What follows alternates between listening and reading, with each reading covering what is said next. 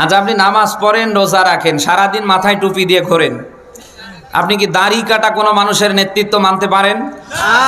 যে লোকটা নামাজ পড়ে না, যে লোকটা উজুর ফরজ পারে না, গোসলের ফরজ পারে না, ফরজ গোসল কেমনে দিতে হয় জানে না, কোন নামাজি মানুষ কি এই কোয়ালিটির মানুষের নেতৃত্ব মানতে পারে? আপনি যদি মেনেও থাকেন, মানেন, কিয়ামতে কি বাঁচার সম্ভাবনা আছে? বলেন।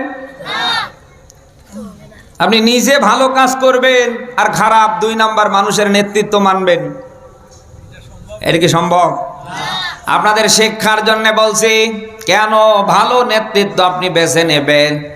রাসূলের সাহাবী আব্দুল্লাহ ইবনে উবাই, তার ইতিহাস এমন কেউ বাদ নেই যে জানে না। আমি শিক্ষার জন্য একটু ছোট্ট আকারে বলছি, ওনার জীবনে উনি নামাজ কোনোদিন ছেড়ে দেয়নি, রোজা বাদ দেয়নি, রাসূলের সাথে হজ করেছে, বারংবার উমরা করেছে, এমন কোনো ভালো কাজ ওনার জীবনে বাদ ছিল না। এমনকি নামাজে যখন তিনি যেতেন, বিশ্বনবী মুহাম্মদুর রাসূলুল্লাহর পেছন বরাবর দাঁড়িয়ে যেতেন। ধর্মগত দিক থেকে যত আমল, যত ভালো কাজ উনি রাসূলকে দেখে দেখে, সাহাবীদের দেখে দেখে ফলো করে করে করতেন। কিন্তু এক জায়গায় রাসূলকে উনি কোনোভাবেই মানতেন না, সেটা হচ্ছে নেতৃত্ব নির্বাচন করতে গিয়ে। রাসূলকে ধর্মীয়গত দিক থেকে উনি মানতেন, কিন্তু রাজনৈতিক অঙ্গনে, সমাজ রাষ্ট্রের জন্য উনি নেতা মানতেন আবু জাহেল আর আবু লাহাবকে। নামাজে নবীজিকে মানতেন, রোজা রাখতে গিয়ে মানতেন, হজ ওমরায় মানতেন, মাথায় টুপি, দাড়ি, পোশাক আশাক সব বস্তা ভর্তি আমল করতে গিয়ে সব সময় রাসূলকে মানতেন। কিন্তু রাজনীতি করতে গিয়ে, সমাজ রাষ্ট্র চালাতে গিয়ে যারা নেতৃত্ব দিতে পারে, এই জায়গায় রাসূলকে উনি মাইনাস করে মানতেন আবু জাহেল আর আবু লাহাবকে। যার কারণে উনি যখন মরে যান, ঈমান পাননি। বিশ্ব নবী মুহাম্মদ রাসূলুল্লাহর মতো মানুষ তার জানাজা নিয়ে দাঁড়িয়েছিলেন। ও আল্লাহ নিয়েছে না ফেরত দিয়েছে? বলেন। নবীজি নাসর বান্দা, কারণ তার কি সাহাবী, তার সাথে রোজা রেখেছে, বসে ইফতার করেছে, সাহরি করেছে, ওমরায় গিয়েছে, রাসূলের মন মানে না। সবশেষে আল্লাহ তাআলা কোরআন শরীফের সূরা তাওবার দুইটা আয়াত পর পর নবীজির উপরে নাজিল করে দিলেন। আপনি সূরা তাওবা 9 নম্বর সূরা 10 নম্বর পারার 19 নম্বর পৃষ্ঠার প্রথম নম্বর লাইনের 80, 84 দুইটা আয়াতে পাবেন। নবীজি তখন কোনোভাবেই মানছেন না, তখন আল্লাহ তাআলা নবীজির উপরে নিষেধাজ্ঞা দিলেন, হে নবী, এর জন্য দোয়া করাও যা, না করাও তা। কিসের জানাজার নামাজ? একবার নয়, দুইবার নয়, 70 মাররা, 70 বারেরও বেশি বার যদি ওর জন্য জানাজার নামাজে দোয়া করেন, কবুল হবে না। একে বলছেন ওয়া মাতু ওয়া হুম ফাসিকুন, ও তো মরে গিয়েছে নাফরমান বেঈমান অবস্থায়। ও জিন্দা থাকতে আপনি রাসূলকে নেতা হিসাবে মানতে পারেনি। ওর তো নেতা ছিল আবু জাহেল আর আবু লাহাব।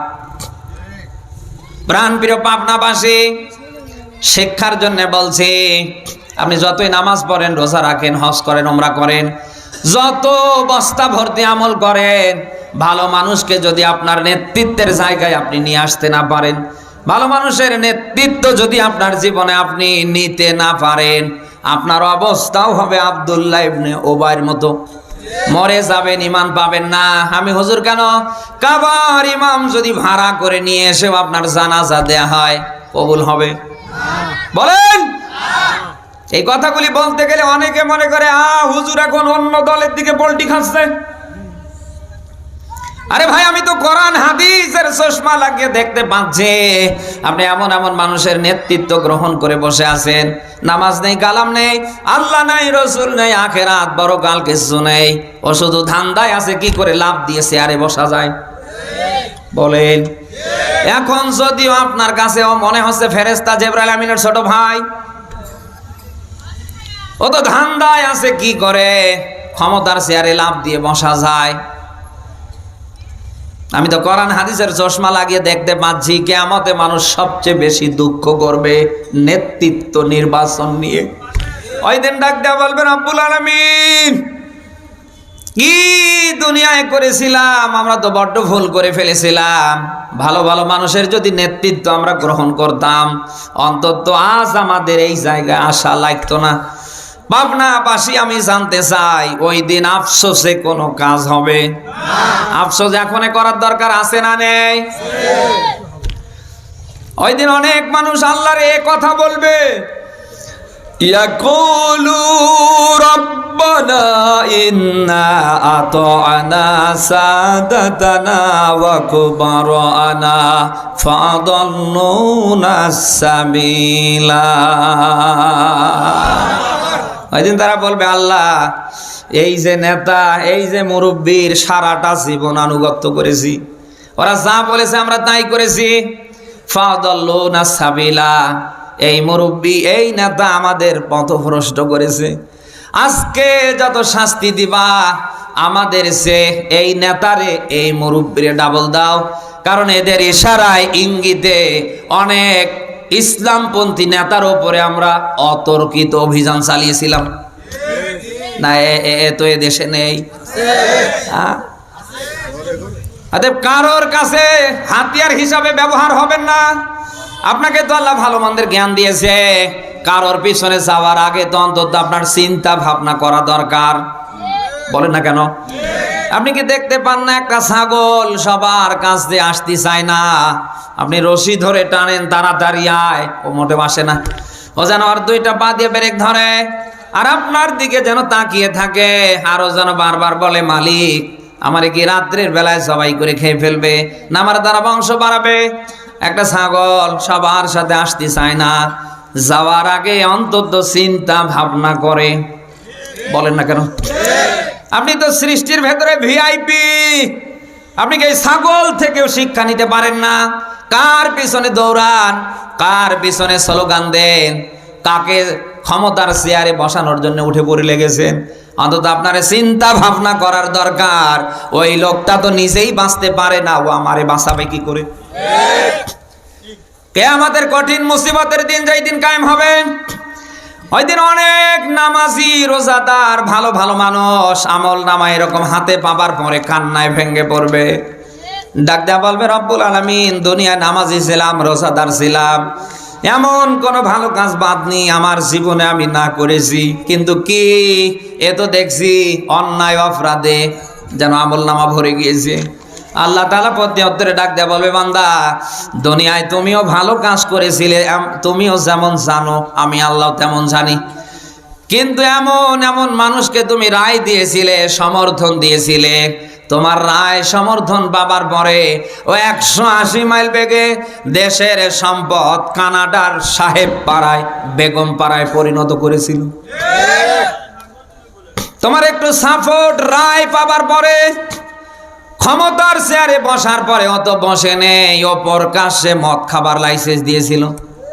এই বলেন না কেন ভাই? সূরা নিসা 4 নম্বর সূরার 5 নম্বর পারার 10 নম্বর পৃষ্ঠার 85 নম্বর আয়াতে আপনি পাবেন। ভাষায় গিয়ে মিলাবেন।